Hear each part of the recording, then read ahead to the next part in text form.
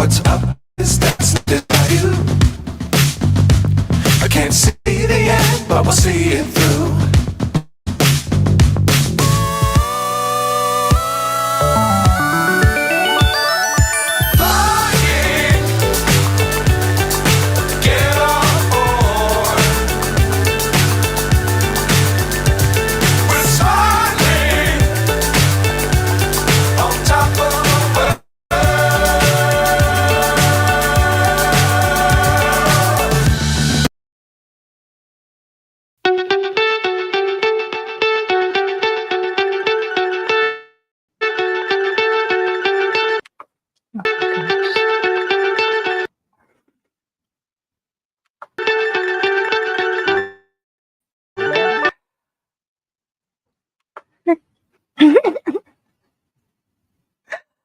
Oh dear. Well, it wouldn't be a Tuesday night if there wasn't something mucking up on Halloween.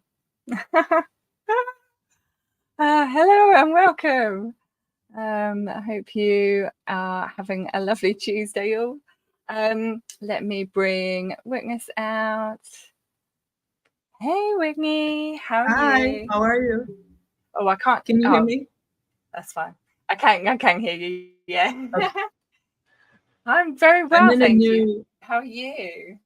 I'm doing really good. I just moved a location, so I'm not quite set up with my microphone and stuff yet. So that's fine. No problem. It looks trying. fine. Nice and blurred behind you. How are you? I didn't put my. I'm very good. I've had a busy day. I put my mask up there.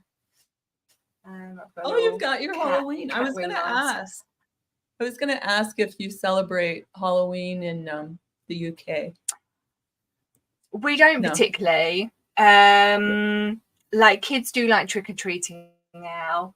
And it was kind of a thing when like we were sort of growing up, but not so much as what it is now. Like we never went trick-or-treating. But yeah, like there's definitely like sort of parties and things that happen. Hence why I've got like a few bits over the years. But yeah, I've not been to a Halloween party for like ages. So no one sort of around me kind of celebrates it this year. So I was just like, okay, we'll just leave it.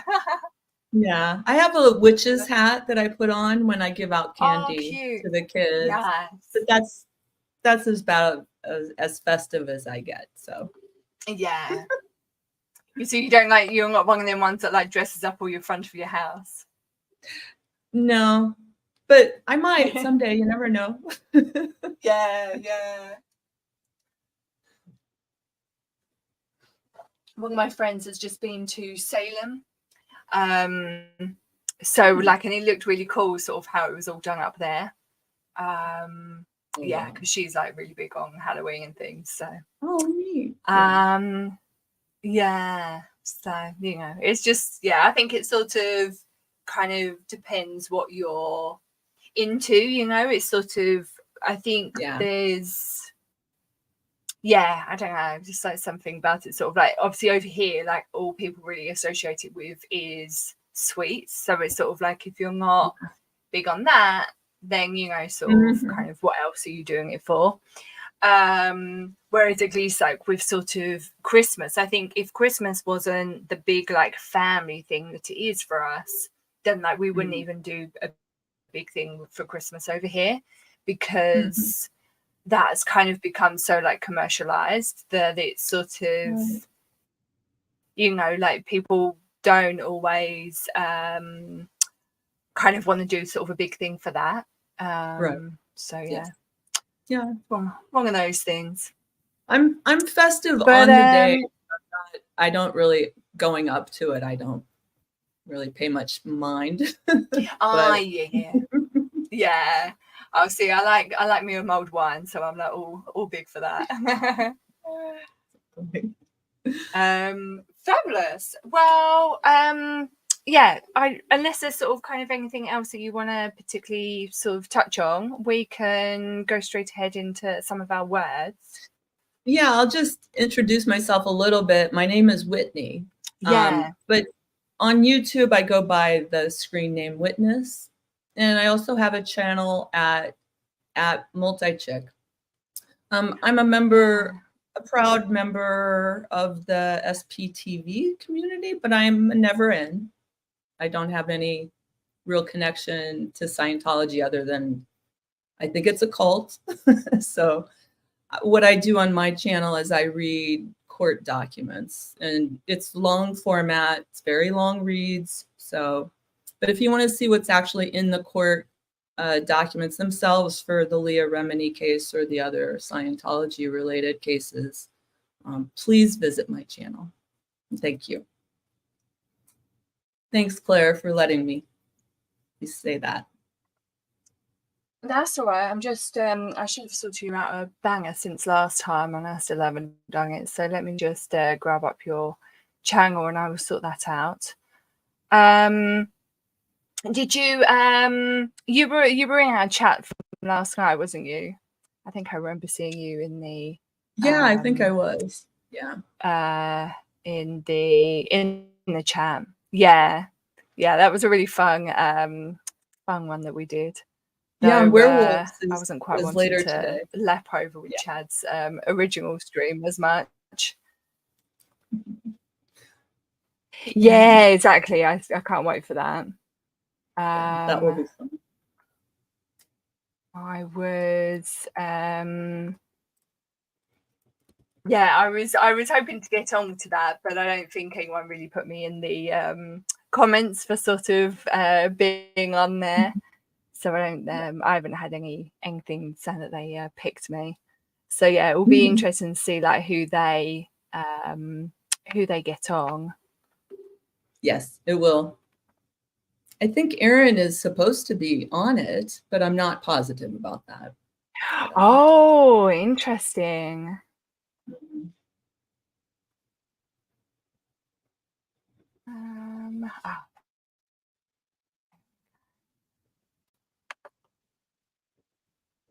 Oh my God, it's saying that I'm not subscribed to you. Do you find that actually about the like YouTube taking sort of unsubscribing people? Not me so much, because I have very few subscribers. I have a lot of views. I have a ton of views. So I think because of the nature of what I do on my channel, there's a lot of views, but not many subscribers, which is fine for me. I can't really monetize what I do either, because I talk about really, I talk about abuse and court complaints and things like that. So, but if you appreciate hearing the cases, please let me know. I would love to know if it helps anybody. Yeah, exactly. That's always good. Oh, we've got some we've got Free Xenu Project in the chat. Hello, Free Xenu Project. Let me set that down. That's all right. Hello, welcome. Oh no, the right one's taken off. Perfect. Right. So so that is it's about there. That is in the chat. And then that's all right. And then I've just got a little ticker of mine. So please make sure that you like the video and subscribe to both of our channels. And if you would like to buy me a cup of tea, then you can very much do so in these cold winter months. Or you can help fund my stream so that I get off of the StreamYard icon. And you can also pay a sewing lesson forward. So that's going to go to people that can't otherwise afford it, because they were on the lower income spectrum. And yes, so thank you very much. That's good. But yeah, sort of I kind of keep the StreamYard duck up there just as a reminder of you people. If they get annoyed with it, then they can help fund it, because exactly, it's a lot of money. Yeah, a lot of money to pay out like for these things. So yeah, just like people can help me with that. Wonderful. So you know, I didn't get any bits from you. So if I don't know if you sorted out some sides of yourself that you want to put up, but these are just some ones that I did on my way home because I've had a bit of a busy day. But yeah, we can otherwise just kind of sort of talk about words, because I was quite interested as well in sort of the words that like the UK uses, and kind of then the difference in definitions with the US and things like that. So yeah, so then we can sort of get into that. But these are just a few that I sort of put, and then we'll see if I can maybe sort of send some more to myself. Fabulous. So first of all, I found this one, and I thought, although I was kind of trying to keep it clothing related, sort of this is a shape of clothing, so I kind of thought it goes in quite well. Oh, and I didn't even think to say before, for those who haven't read the bio of this video, we are doing clothing word clearing. Word clearing because that links into the SBTV stuff, because they have that in Scientology, and actually sort of for quite a few different control groups and things like that. So we kind of, well, Whitney came up with it, and yeah, so we just both sort of thought it was quite a good sort of link. Especially because even just over the Atlantic, you know, over the ocean, we call different pieces of clothing different things as well, right? Exactly, yeah. So like when you said it, and I was like, oh my god, that's like, you know, genius. I hadn't even thought about it, because yeah, there's so many things that sort of are worded differently, or just have like completely different meanings, you know. So it's yeah, really, really interesting. So yeah, so our first one is boxy. So you can see on the screen, and I'm pointing at the screen as if people can see my finger, but it's her top is boxy.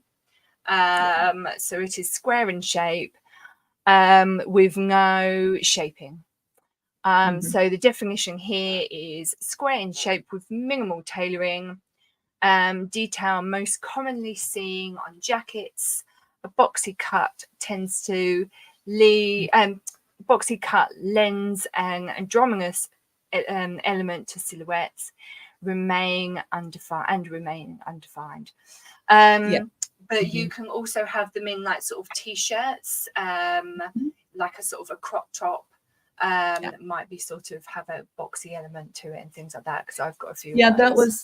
That was a big thing back in I want to say like the 80s and 90s, where the girls would wear very kind of like boxy big t-shirt with leggings or tights or something like that. So it was very kind of you had a very undefined boxy top and a, you know, soft boxy top with leggings, right? That was very popular. This jacket is very interesting because it is boxy, but it's the strength of the fabric, it appears, that is giving it a lot of its boxy shape, right? Because it is nicely tailored. It's got a really nice dropped shoulder that kind of extends way out, and I love the shape, but it's very highly tailored. It's beautiful. Yeah, exactly. That's what I thought about it. I got these from a popular website, fashion website, that had it all nicely set up with these definitions and that. So I'm I'm lending my my research to them. But yeah, exactly. That's what I thought. It's sort of, this is more the structure that has been given to it rather than just the shape itself. Almost sort of like an exaggerated version of being boxy. Fabulous. Then the most boxy piece of clothing I think that you can have is would be like a burlap sack, right? So have you ever seen that? It's just yeah, basically two pieces of cloth sewn together with a hole for the head and the sleeves, right?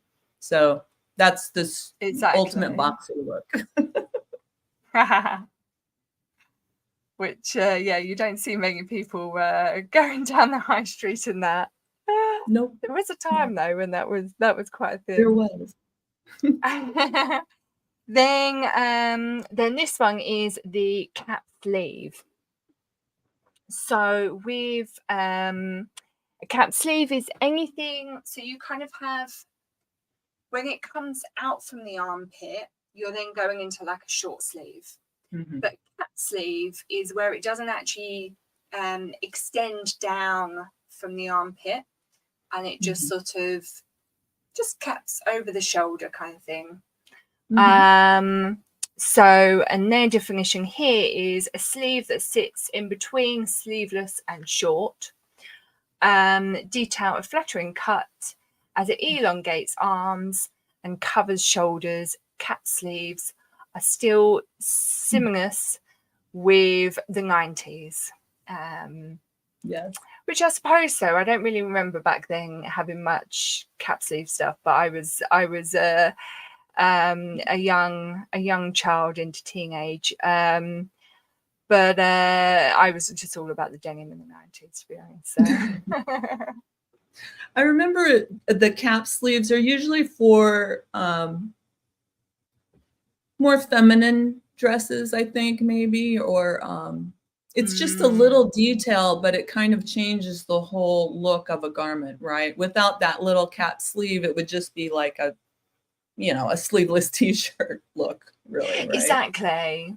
Yeah. And I do think it like takes something from being like what we would call a vest, exactly, of sort of kind of sleeveless, and it's feminine, and I being like very casual, to sort of being more elegant and feminine, like you say. Yes. I do like a cap sleeve. Fabulous. Then we have the paper bag waist, which like when I saw it, because you'd said about it, and it's really weird because obviously I know that waist style, but it isn't something that you really sort of see much of, or sort of in terms of sort of it being talked about like in that way. Right. It's so then I saw this and I was like, oh my god. Yeah, and those paper bag waist was big. I always think of Diane Keaton. I don't know if you're familiar with her as an actress, but she was in a few different movies and things where she did wear kind of men's cut looking trousers with a very high waist when she's just kind of cinched it. It was really cute look, and it just took off. All the women were doing it. Yeah, exactly. So it's one of those things that goes in and out. Yeah. I've got a few myself that are sort of like exaggerated trouser waists. So it has the like where like the belt loops are, and then it just sort of extends up more. So they never quite flap over like this one is, but they kind of more stand up. But it does give that look, like sort of you would get with jeans. Yeah. We have a question from the Freezing Project. So boxy would be Chris Sticker's wardrobe in The Fifth Element, of which now I've got a blank of what I don't know what he wore in that. I feel like I'm seeing it, but yes, maybe we'll get back to you on that. Yeah, exactly. Always what's the word, like being sort of diplomatic, like I will not put my name to the wrong thing. Exactly. Right, fabulous. So I'm just finishing up some more. Oops. to send over to myself. Did you see the email I sent you a picture of Deborah Carr? Oh no! Did you send that through tonight? Yeah, just today. Yeah. Oh right, I will go in and check that. No worries, it's not. Right, let me. Oops. I've got some fun ones to come. Mm-hmm. So ones that I didn't get anything for were like sort of the words that obviously sort of sort of like both like the UK and US use, but potentially sort of in different ways. Yeah. So some examples are, and we will wait until we're a bit furthering for one of them, but pants. Yes. So in the UK, a pant is on the inside of your trouser. But then in the US, really? It is your trouser. Yeah, we don't call them pants. That's funny to me. Yeah. The UK people, if we're like running around talking about pants, you guys must think, what the heck are you talking about? Literally. I'm always having to correct people. Not really correct, but sort of understand better. Yeah. And just be like, is it this evening? Oh, so and then another one is vest. Yes. So what you call a vest as being like underneath stuff, I believe that's what a vest is over there. Yeah. We call that like a camisole. Oh. Whereas like a vest top is more of like a sleeveless t-shirt over here. Yeah. But then we do also have vests like a string vest, which is a male undergarment. So that will be a top. Again, it's sort of this like sleeveless t-shirt, but that's like more of a men's thing. Yeah. So let me think. What do we call? T-shirts, I think. Right. Or undershirts. Oh, yeah. I think, yeah. Undershirts. Yeah. Underwear. We wear long johns. Oh, yeah. See, we don't particularly have long johns anymore. Yeah. Though, like that is like something that like people will sort of joke about now. You've got your long johns on when it's like cold outside and things like that. Yeah, I always wear them when I go skiing, like the long johns. So. Oh, nice. Yeah. Yeah, ours is more just sort of like woolly leggings or tights. Then like sort of obviously separate top. Well, the vests we have here are usually men wear vests, right? So if they have a 3-piece suit, they would wear a vest over under. So we call that a waistcoat. Oh, okay. But yes, actually, that doesn't make me remind me. Yeah, I have heard people obviously say about that being a vest. Oh, okay, yes. Also, like so like a jacket without sleeves. I think Americans call that a vest. And obviously, there's people in the UK will call it a vest as well, but we more call that a gilet than anything else. Oh, yes. I've heard of a gilet. But in, like you say, hunting speak, right? Yeah, sort of like outdoor wear. Yeah.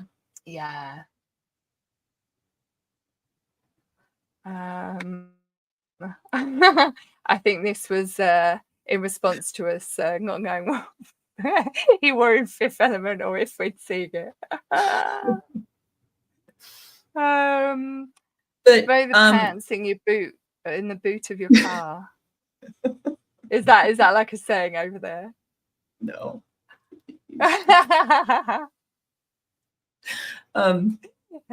Freezing projects saying.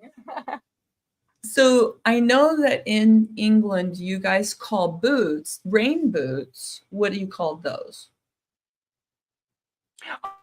Oh, wellies. Wellington boots. Yes.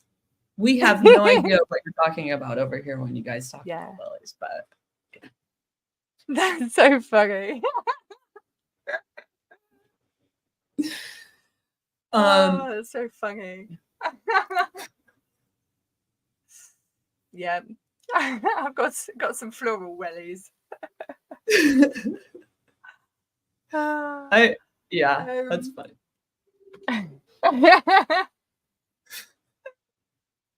And then Frizuna says, is a petticoat an overcoat? No.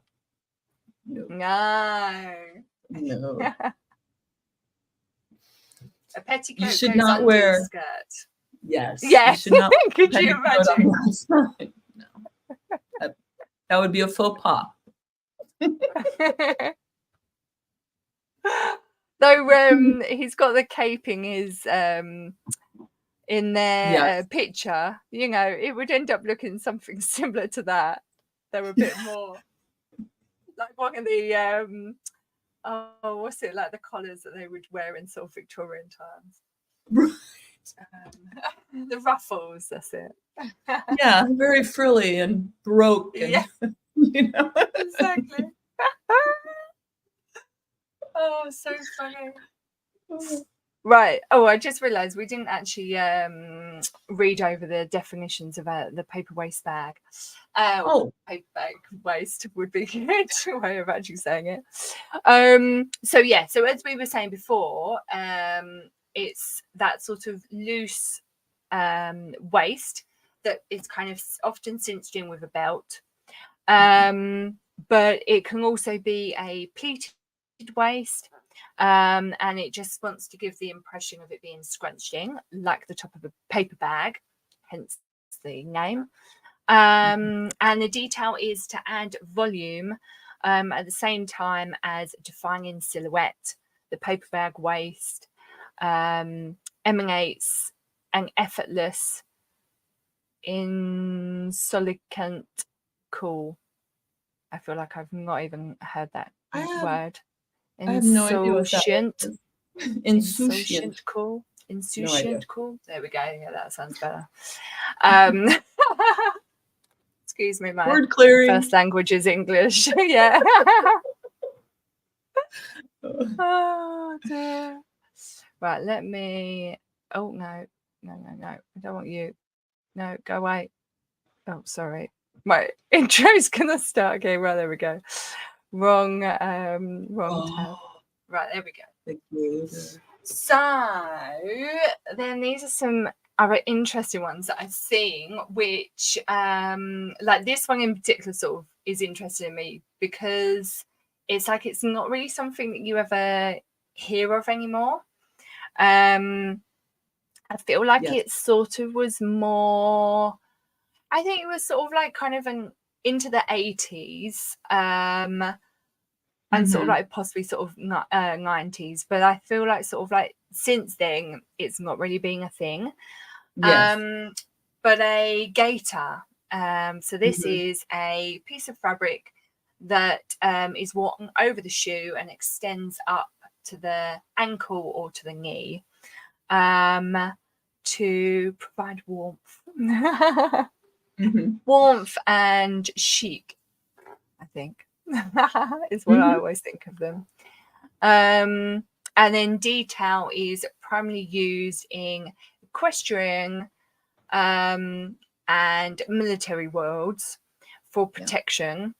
They inject a heritage aesthetic to the catwalk. Sorry, I was like looking at that word and the sound couldn't come out. Like I say, sort of, I don't really feel like I've seen it much since, But I think Jean-Paul Gaultier and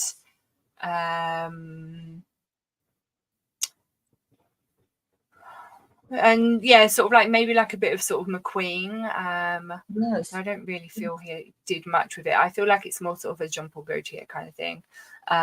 Would sort of have them on the catwalk.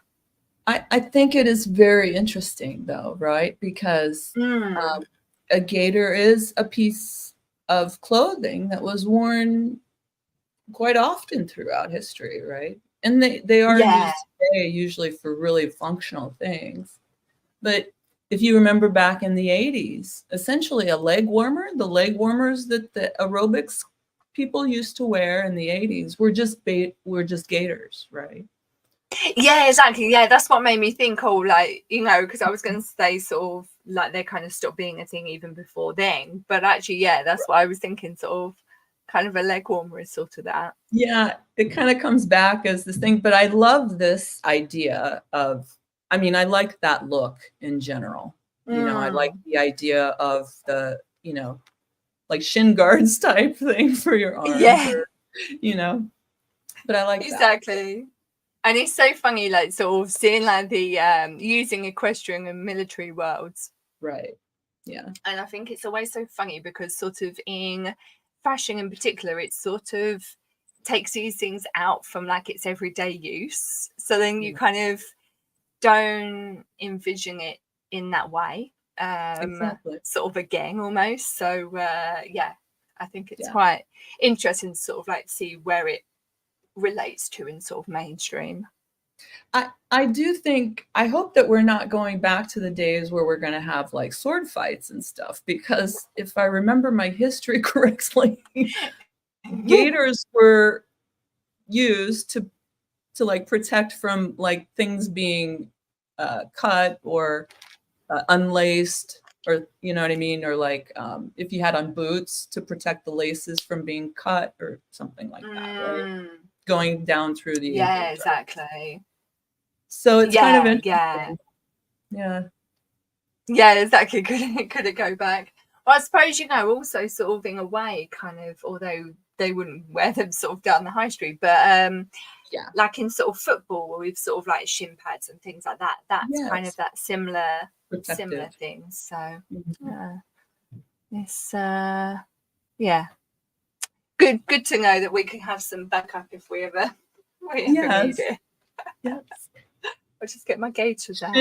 Shin protection is important. Yeah. And then this one, I always sort of like this type of collar, a mandarin collar, which is very much sort of associated with sort of Chinese garments, and some even Indian as well. But I feel like sort of for the past, I don't really know how long, but sort of good while, I'd say sort of this past century anyway, they've become more sort of mainstream, sort of like I feel like you see them quite often in sort of coats in particular. But also there's a lot in London, like I seem to see a lot of adverts with shirts with this type of collar. And not like sort of places that are necessarily aiming at anyone else, sort of from a sort of background, kind of, you know, being non-UK. But yeah, you know, it just like being like a standard collar now. Yeah, which I quite like, because I think it's a very flattering collar for men and for women. I believe so too. I love this collar, and I really like in the photo where it's not so tight around her neck. It's got a little bit more, and I really love those collars. That to me is like a keyhole neckline almost, right? It's just a really... I was thinking that as well. Yeah, I was like, oh, we've got like a 2-in-1. Yeah, it's beautiful, isn't it? Yeah, absolutely. So a Mandarin collar is the definition: a small, close-fitting and upright collar. Detail originating from traditional Chinese garments. It is used in Oriental inspired collections and to create a minimalist feel. And I feel like that's the element why it's sort of been seeing a lot more now, is that minimalist feel, you know, sort of less need to iron those kind of collar kind of points and things like that. Yeah, that's just sort of kind of what I sort of observed from it, whether it's kind of actually what designers are thinking. I agree with that. I think it's super minimalist. It's very good for just about any type of fastener that you need. You know, it's nice. Yeah. Yeah, exactly. And then the so then on this image down from the collar, you can see this sort of opening. So that's what we were saying is the keyhole neckline, which can be sort of as low down as this or sort of fairly high up. So it's kind of just below the neck. But yeah, and that's just like another sort of type of neckline. And I think it sort of comes from, don't quote me because I haven't researched it, but I imagine it coming from that sort of Victorian era of how you sort of like not showing so much skin. Right. So I wonder if sort of having that like little bit was like this thing of like, oh, you know, I'll just sort of show it was that a bit. little, yeah, it was a little bit of a way to like show more, right? Without being, while still being modest, right?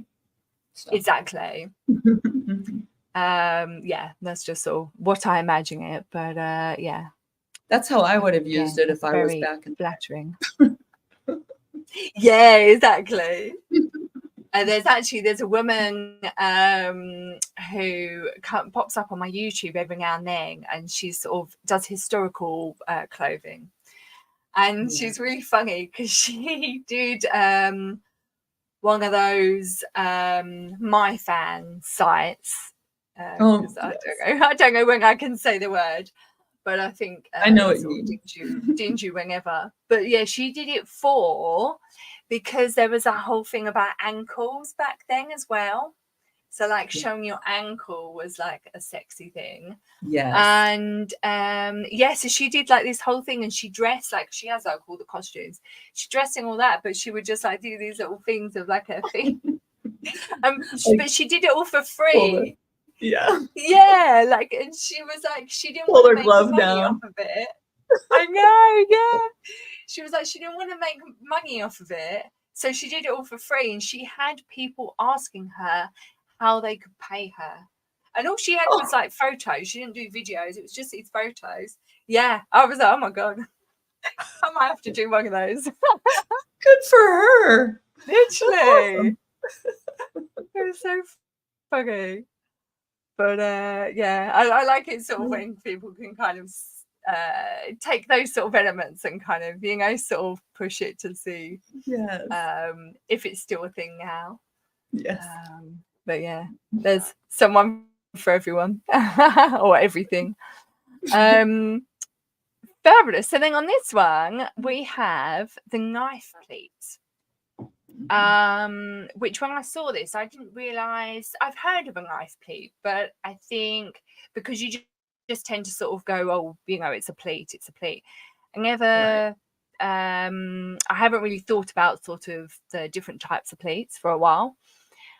And and this one I really like. So you can't quite sort of see it in the photo, I don't think, but basically these pleats, they will stick out a little bit. Sort of you can go from like being sort of fairly wide to sort of fairly narrow, but then when they are sewn together, they're like really sort of condensed at the top, to give it that sort of sharper edge, which is then why it's called a knife pleat. Yeah, so it says here, definition, a sharp, narrow fold. Detail, the knife pleat was popularized by Issey Miyake in the late 80s, not to mention being immortalized in the fashion world by tuxedo bib shirts. Yes. So yeah, if you've ever had one of those tuxedo bibs, so being the bib that goes around there and then it's all pleated in there, that is the same thing. Mm-hmm. And Issey Miyake, which I should have pulled up something of his, but he's like amazing with pleats. And it's sort of when I was at uni, I did my collection as all these it was trompe l'oeil inspired, crossed with sort of English heritage sort of hunting styles. Yes. Mm-hmm. And so everything that I made was all these men's suits, and instead of having pockets on the outside and even like collars and lapels, I printed it all on. Yes. But we had the and now I can't think of who they're called, but they're like the last sort of factory mill to do pleat print pleat pressing, in the UK. Yes. Oh, so really? It's like old fashioned from the cardboard, and then like you put your fabric in and it sort of shrinks it down, and then they put it in like super hot heat. So yeah, and I was like, oh, maybe I could do that for my sort of final collection. Mm-hmm. Instead of like printing some of them, I will pleat it. Oh my god. And then I was just like, but then how will I work out how to do it? And it was just like, the more than I thought about it, I was like, no, it would have been really good if I had thought about it like 2 years before. But yeah, it would have been like hell of a thing to have worked out. Yeah. But yeah, so Issey Miyake kind of took that element of sort of the plating, but sort of works it in such a way that then it's almost like origami. For those people that don't know him, he's like one of my sort of one of my fave designers. I think the Miyake pleat is really important because pleats usually lose their shape completely when there's movement. But with the Miyake pleat, it completely moves with the clothes. It's very beautiful. It's like the garment has its own life almost, right? It's very, the pleats move together in a very nice flowy way. And it's because of the way it's pleated. It's the pleat is so strong that it does that. It's really beautiful. There's another pleat that I love. It's called Fournier pleat, but I think it might be used more for upholstery and stuff. But also, again, same sort of thing. Very hot crimp on fabric so that pleat is always the same. Did Claire freeze?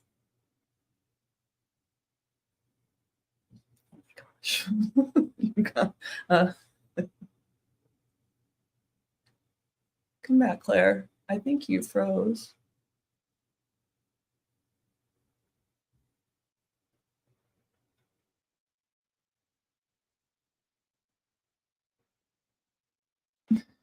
Oh no. Okay. Hi guys. My name's Witness. While we wait for Claire to come back, I'm sure she's going to be back soon. Let me tell you about my channel. I read some court cases related to Scientology. I read the Gavin Potter court case, the one with Jane Doe. I also read. Oh, here she comes. Hey. I apologize. So I tried to look up his thing and I got kicked off. I apologize. I was worried somehow I kicked you off by talking. Oh, no. Somehow I did it myself. Yeah. It's the Whitney show. Oh dear. Right, let me get them slides back up. Yeah, I was trying to pull up Izzy Miyake's website, but there's yes. it keeps coming up like my internet's slow, like on the StreamYardy thing. But yeah, when I look down, my internet's fine. So I don't know. And yeah, to be honest, when I've been watching some lives recently, I had to like go off and sort of watch something that's been pre-recorded because it's not going very well. So I don't know. There's been like storms coming and things. So yeah, I've also had that issue. So I don't know what it is. No. Right. Okay, that's good. It's not just you though. Glad I'm not the only one. Right, let me. So I'm gonna do it the other way I was doing it because I wanted to get up his like pleats to sort of show everyone whilst we were discussing it, because he does have a very particular way that he does them, and the movement is just amazing. You know, usually you're trying to not move so you don't mess up your pleats, but it's all about movement with Miyake. Yeah, exactly. And it's like, they're done in such a way that they should, like, there's no sizing. So sort of if it's if you're smaller, then like the pleats will be very sort of kind of that sort of knife pleat. Yeah. And then when you're bigger, then it all just like expands out with you, which I just think is sort of, really nice sort of on certain silhouettes, that it really sort of can give that kind of hourglass definition, like sort of in an exaggerated way. Right, let me see. Please.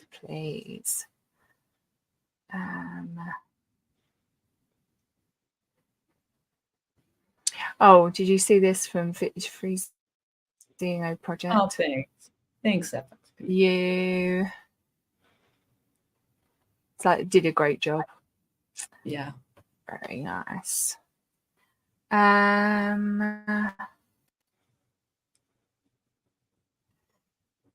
haven't really got the best photos of them. What do you look like?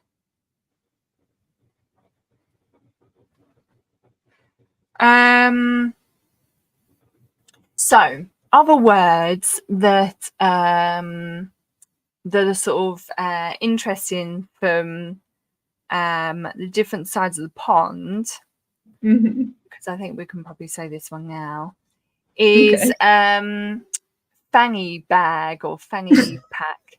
Fanny packs.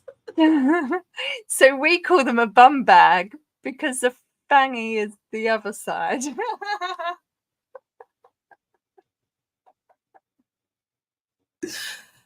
Oh Lord, I know.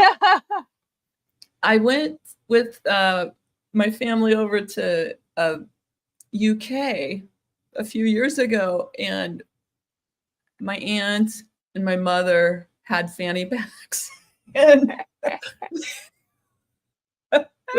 people were laughing. They had no idea. It was so funny, and they were doing the tourist thing, and even there, like, they were laughing. But they kept their fanny packs with them. They did not lose them. Very good. It was a good thing. Very, very good. And I apologize for anybody I offended. No. Got at all.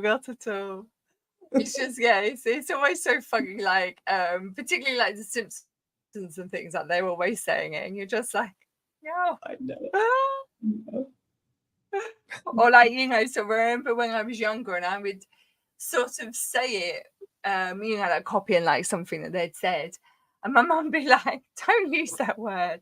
And I'd be like, but Mum,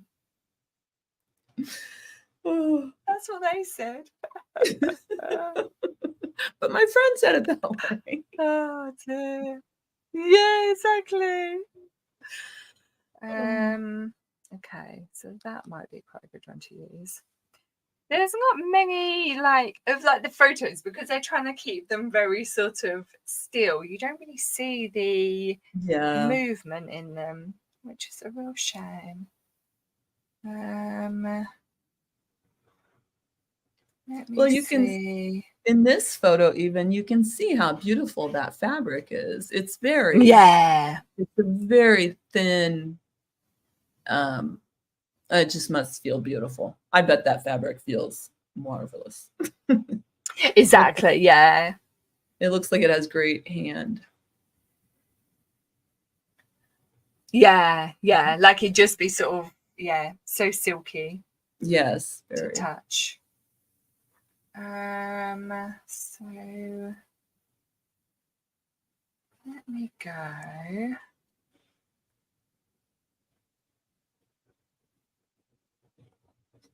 See if there's more images that way. And then I'm trying to think of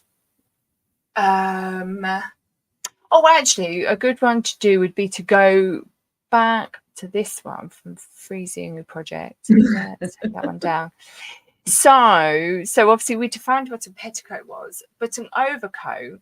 So an overcoat goes over your jacket or kind of over other garments basically.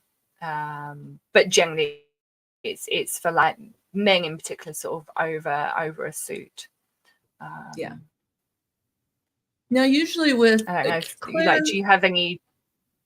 Yeah, Claire, correct me if I'm wrong on the overcoat. Does an overcoat come with most overcoats that I've seen come with like a button-in lining or some sort of like something else to provide more warmth if you need it, you know?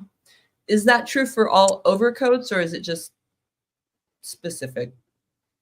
I don't know if overcoat is an actual,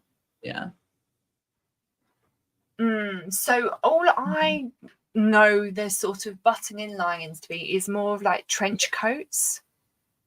Oh, okay. So which kind of, because I'm thinking sort of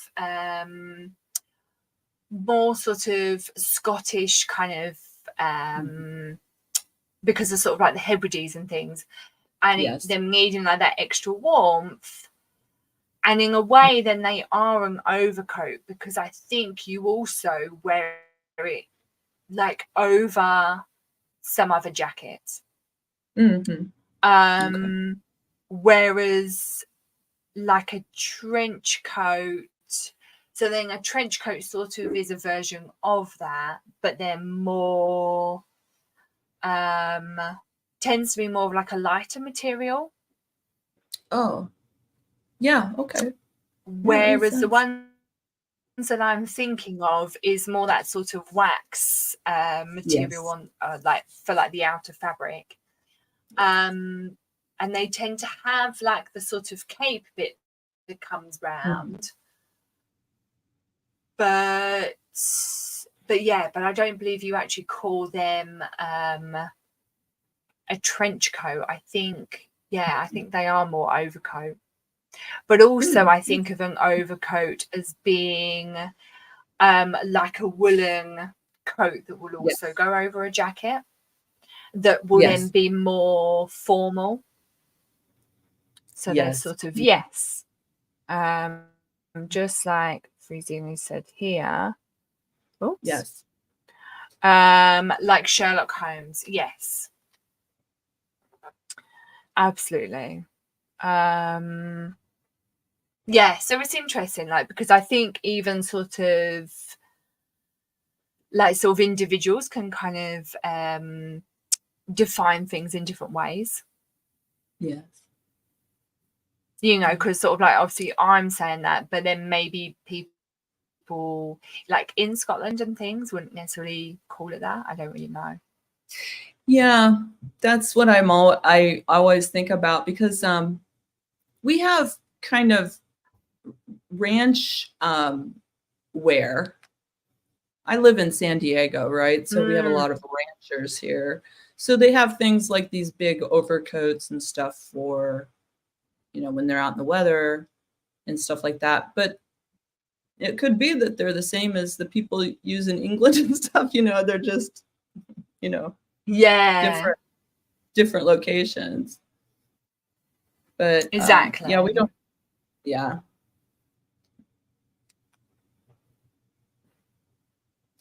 I always thought the differences between things like, bustiers versus corsets versus shirt waists versus, how all of those things were, and, how they were created, but also like, why don't we use them anymore? You know what I mean? Yeah. Like, fashion has changed a lot. Exactly. Right? Yeah.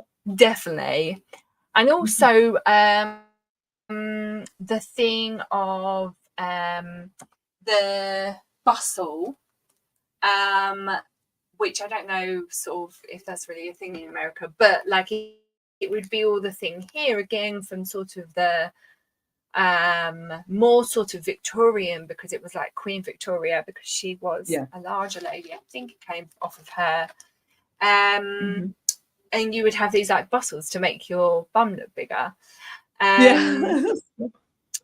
And even back then they how wanted to then have sort of a like bigger butt.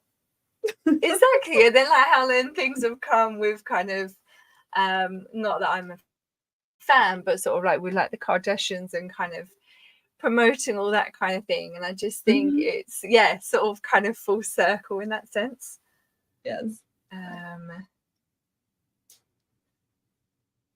Oops. And then I can't really think of any other words that I know that are sort of different in sort of the different like kind of here and over there.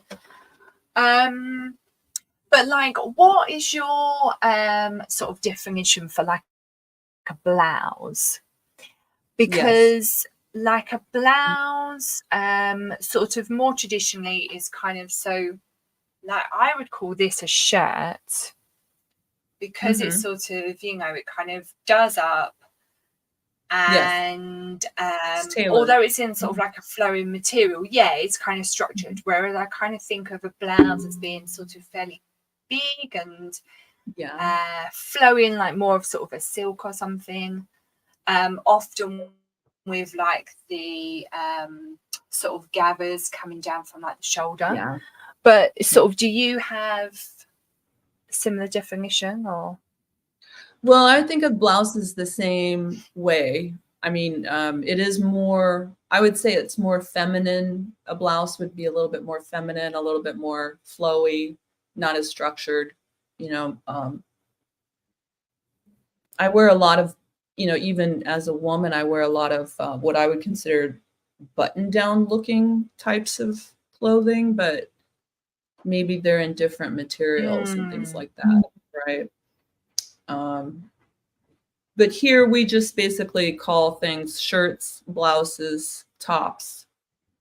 Tops is a big one. And that sort of thing. Yeah. We have a special category in most of our clothing stores here for just t-shirts. There's so many different varieties of t-shirts. Yeah. So that might be different here. Yeah. Yeah. So then what do you call a t-shirt? Because a t-shirt here is literally just you either have like a crew neck t-shirt or like a v-neck t-shirt, and it's just sort of usually like seams there, a little like we call it a cap sleeve, but it isn't a cap sleeve, it's a short sleeve. Yeah, and it's yeah, and sort of basically like what either I'm like wearing. kind of a fitted material or more boxy. Yeah. Usually the material is a jersey knit, cotton sort of blend, right? But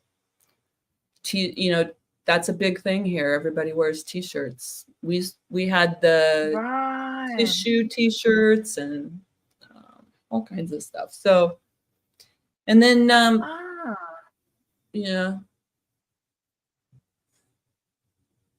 But we do a lot of, like blouses and things like that. Those would be made in materials like rayon or tencel or, something a little bit more with a little bit more hand to it, than structured. Yeah. Yeah, exactly. Oh, cool. Yeah, I find it really interesting, sort of the differences between all these things. And but you yeah, guys, sort of. No, sorry, I was just going to say yes, the t-shirts is exactly the same for us, but I wouldn't say they're necessarily like a big thing. Like you have stores where like they like the designers will concentrate on that kind of stuff. Yes. Like a Superdry or I've lost any brands that do that sort of thing. But yeah, sort of like the more kind of grungy sort of skateboarder kind of style.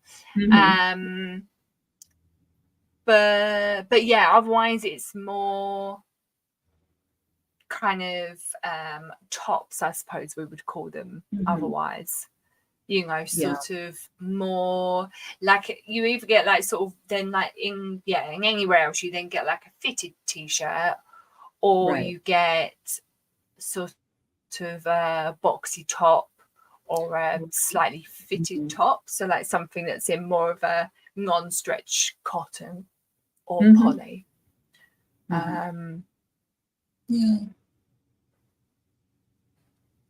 So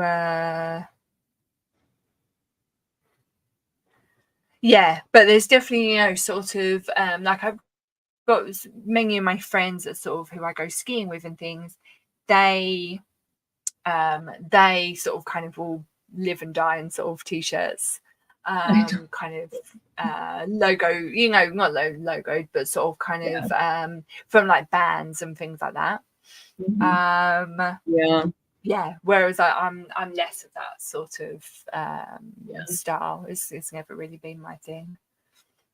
I go through phases. I feel like it kind of depends, but different points in my life. In the 90s into the early 2000s, I dressed really well. I had a consulting job where I had to dress really nicely, and that was fun, but when you don't need to buy Donna Karan suits or wear them anywhere, so, but yeah,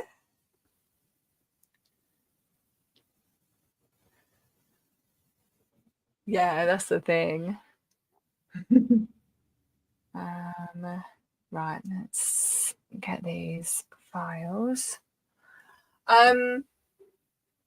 And then so t-shirts. I can't really think of anything else that you guys call knickers or underwear for you guys? Yeah. Okay. Generally sort of either or lingerie if we want to be posh about it. But knickers are not, they're not, I almost said pants. They're not trousers, right? Knickers are not trousers. No, not at all. But equally, so a pant is generally sort of what men wear, underwear based. So it will be yeah, sort of like kind of your boxes and things like that. But like as a whole, like you just say, like, yeah, sort of like I need more, you know, I need my pants washing or like that. But and so then girls, you know, sort of like women will often sort of call them pants as well, but generally a woman's undergarment is a knicker. Okay. But yeah, but that can often be like a dialect sort of like within the country. Okay. So like up north, they'll probably call them pants more. Oh, okay.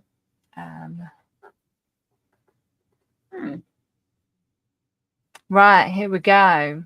Some fancy Izumiyaki.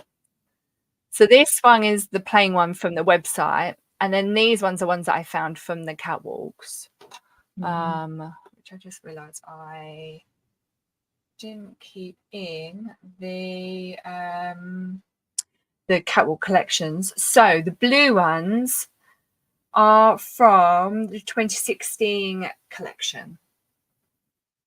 So I thought they were quite interesting because they are sort of using the pleat in this sort of more exaggerated way, like to create sort of a different kind of silhouette.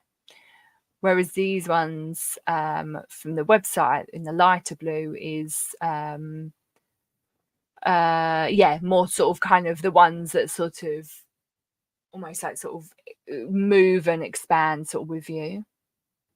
Yes. Then I found these ones. So then this, I think, of again sort of goes into that kind of how they kind of move with you with the sort beautiful? Of yeah, absolutely.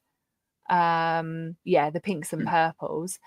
And then so in that one was from the 1989 collection. And then I don't have a date for this one, but I feel like the green and yellow ones was from like the 90s, I want to say. Because I remember seeing this when I was back in uni. But yeah, so and you can kind of see like how they move whilst like the models are moving down the catwalk. Yeah, it's really interesting. It's so interesting. And sort of kind of how they, although obviously they're all different lengths of pleats and things, but you can kind of see like how they would like concertina up and things like that. And it does make me interested to know as to whether there's actually like rings in the mongot to keep them out, or if it is just some structure or the type of fabric used in the pleating process. But yeah, just for everyone's viewing pleasure of what we were talking about with the Izumiyaki and kind of the importance of the pleats to create the structured silhouette and then the movement when wearing.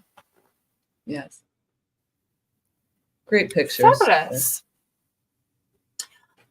Yeah, thank you. I just can't believe there wasn't more interesting ones like that on his website. But I suppose it's one of them things. You do so many catwalk, like so many collections that you can't keep them all in there. It's a lot. Yeah. Fabulous. Well, I don't know if you've got any sort of other words that you want to go over, or if we just leave it at that this week. Well, no, I thought this was a lot of fun. I like talking about fashion. Yeah. And so it's a lot of fun. Exactly. Yeah, me too. Yeah. And I just like the pleating stuff that we were looking at is just so beautiful. It makes me really want to look at more, fashion. Sometimes I just don't have the time or the patience to to do it as much as I should. So, but it's just gorgeous. I just love the pleating. Yeah. Those pictures were beautiful. So thank you for inviting me. Exactly. Mm-hmm. That's all right, no problem, anytime. Yeah. Fabulous. Well, I hope everyone that's been watching has enjoyed all of that. I'm going to put up our little things again. So I put up this banner to please like the video and subscribe if you don't mind.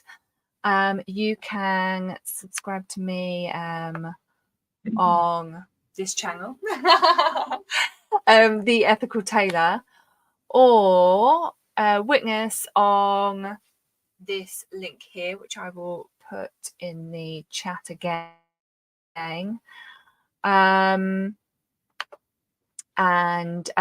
if you didn't see the beginning, witness goes through, oh, sorry, I always call you witness.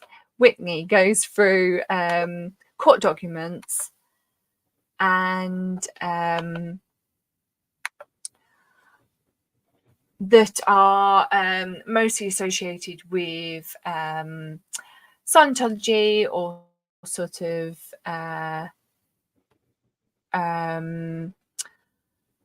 what's it? I can't go think of the word. Or sort of Their associated trials, yes. I suppose is my sort of word. Yes. Yeah. So yeah, so do go and join her and subscribe to her channel, please. Thank you. And then what I want to do is put this one in the chat as well.